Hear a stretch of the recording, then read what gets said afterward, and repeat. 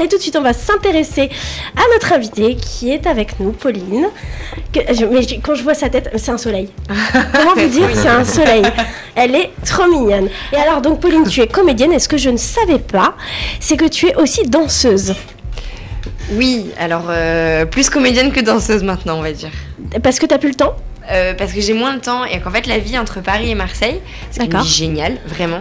Mais du coup, fait que faut un peu choisir ce que tu fais parce que on a le planning en gros 2 mois à l'avance, savoir si on est à Marseille ou à Paris, quand on est à Marseille, quand on est à Paris.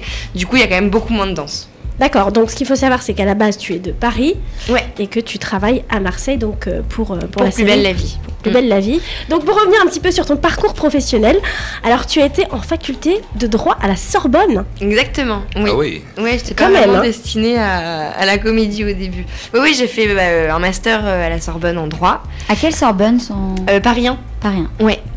En droit privé général, si voilà. Quel rapport est-ce que tu fais maintenant ? Non, pas vraiment. Et c'est vrai que c'est juste avant de passer le barreau, donc le CRFPA, qu'on peut passer après Master 1. C'est là où je me suis dit non, mais je mens à tout le monde, là, moi en première et à tout le monde. Donc j'ai dit à peu près que je prenais une année sabbatique. Pour réfléchir ? Oui, alors que pas du tout, j'étais inscrite au cours Florent en secret. C'est ça, ouais. Donc tu as fait les cours Florent, ainsi que la formation au théâtre physique, c'est ça ? Oui, c'est ça, c'est le laboratoire de formation au théâtre physique. Ouais. C'est une D'accord. petite école à Montreuil qui est beaucoup basée sur le corps et c'est de nom. Alors après, il y a toujours à boire et à manger dans ce qu'on dit sur toutes les écoles parisiennes de théâtre, oui, bien sûr. Ouais. Mais en tout cas, moi, ça m'intéressait parce que vu que j'aimais beaucoup la danse déjà, c'est une école qui est quand même très axée sur le corps avant d'être basée que sur la tête. Donc c'est intéressant. Et le théâtre, t'as commencé toute petite ? Pas du tout. Pas du tout. Ah, tu t'es réveillée un matin, tu t'es dit je vais faire du théâtre. J'ai toujours voulu faire du théâtre. Non, moi je faisais que de la danse parce que parler en public, je me suis toujours dit que ça pourrait pas être pour moi du tout. C'est-à-dire que je suis très vite toute rouge, je suis très timide, donc je me suis dit la danse c'est très bien parce que t'as un autre endroit en fait. Pour t'exprimer. Ouais, t'es vraiment un autre endroit. Donc ça c'était top et je me suis blessée. D'accord. J'étais obligée d'arrêter la danse. Pendant un petit moment, j'étais au début de la fac et c'est là où je me suis dit qu'en fait la fac sans autre chose à côté ça ne me suffisait pas du tout. Donc c'est là où je me suis beaucoup intéressée au théâtre, mais oui en fait j'ai des souvenirs de moi toute petite où je voulais être comédienne, mais alors après oser te lancer, surtout le dire en fait, oser dire je veux être comédienne selon les familles, selon les milieux, c'est un peu compliqué quand même. Alors justement je vais te poser la question, comment ont réagi tes parents quand t'as dit j'arrête tout, je veux... Ah oui, j'étais très déçue. C'est sûr que c'était un petit peu la fin du monde, je pense. C'est vrai, ouais. Et mais ce que je peux comprendre, quand on est parent, on a tellement envie de la sécurité pour ses enfants et on pense que le bonheur égale sécurité. On n'a pas idée que le bonheur est forcément autre chose. Là j'espère juste que mon fils ne t'écoute pas. Voilà, c'est ça. Non, mais je pense que moi, en tant que maman, peut-être, dans le futur, je serai peut-être, on ne sait pas comment on sera, mais c'est vrai que la sécurité, on a envie de ça pour ses enfants, donc on se rend pas compte que leur bonheur passe par autre chose. Du coup, ça a été très compliqué. D'accord. Et donc, du coup, un an off, tu t'es plongée dans officiellement, mais j'étais au cours Florent, en fait. Mais c'est juste qu'eux ne le savaient pas. Et après, au bout de 6 mois, ils m'ont dit « Mais c'est marrant pour une année sabbatique que tu voyages pas beaucoup ». Ah oui, parce qu'au départ, tu avais dit que tu voulais voyager, etc. Une année sabbatique, souvent, en gros, on travaille 6 mois dans un bar et puis on voyage 4 mois, quoi. Ouais. Grosso merdo, histoire de voir du pays. Là, quand même, ils trouvaient ça un peu étrange et donc j'ai un petit peu dit plus officiellement mes choix de vie. Donc formation cours Florent et après... Et le LFTP. Le cours Florent, je suis pas restée longtemps. Et après le LFTP. De toute façon, il faut prendre un peu ce qu'on a à prendre partout. J'aurais pas une formation à conseiller ou une à déconseiller. Ça fait un petit réseau, il y a des gens qu'on rencontre. Il faut prendre un maximum de choses, il faut donner un maximum de choses. Mais il y a plein de jolies écoles à Paris. Les conservatoires d'arrondissement, à ce qui paraît, sont géniaux. Moi, je les ai pas fait, mais à ce qui paraît, c'est des... Oui, il y a beaucoup de noms du cinéma qui sortent de ces conservatoires, justement. Ouais. Et alors, justement, on va te poser la question que tout le monde se pose. Comment tu es arrivée dans Plus belle la vie ? Cette question. Comment t'as fait Alors ça va, on n'est pas un soir où j'en ai marre de cette question et où bourré je réponds n'importe quoi. Non, mais après mes questions seront un petit peu plus non, mais sur je la rigole. santé, justement. Non, je rigole, c'est une question normale. Alors du coup, pour tous ceux qui veulent faire ce beau métier, Plus belle la vie, c'est pour ça que moi j'en dirais jamais du mal aussi par rapport à l'accès à cette série. Je n'avais pas d'agent. J'étais sortie de l'école 6 mois auparavant. Je bossais comme tout le monde dans plein de petits boulots. Et en fait, j'ai vu un casting où on cherchait une adolescente. Il n'y avait pas écrit que c'était pour Plus belle la vie. Et en fait, tous les castings où je postulais pour mon âge, donc j'avais 25 ans quand je suis arrivée à Plus belle, on ne me répondait pas. Donc je me suis dit, je vois un casting d'ado. La veille, dans un bar, on m'avait pris pour quelqu'un de mineur. Ça m'avait quand même un petit peu saoulée, j'avais 25 ans. Donc je me suis dit, bon, pourquoi pas. Et en fait, c'est une fois arrivée au casting qu'on m'a dit, c'est pour Plus belle la vie.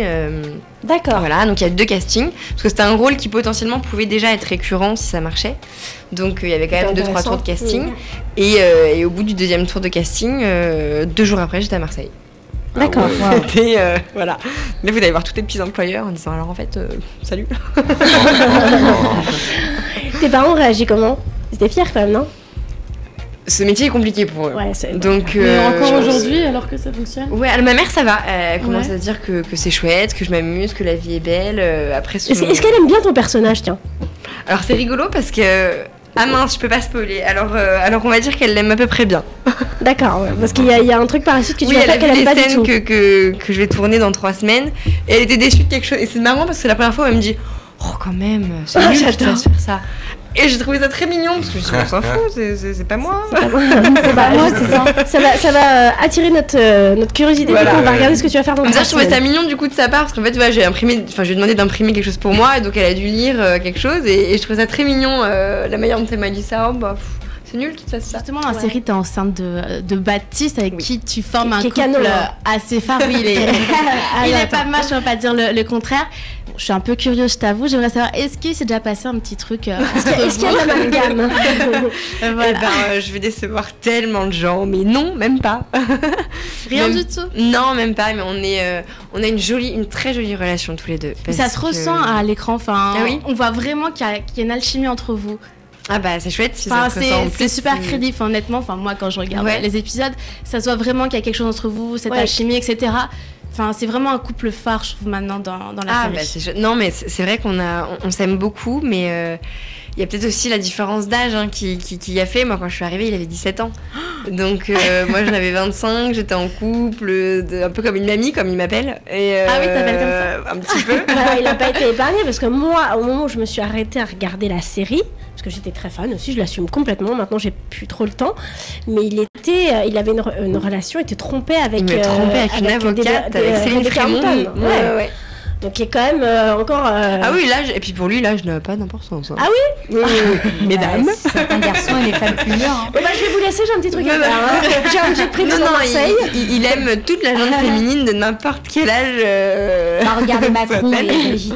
Bah oui, non mais vraiment là-dessus, il aime toutes les femmes. Mais qu'est-ce qu'elle nous a sorti? Ah mais c'est vrai.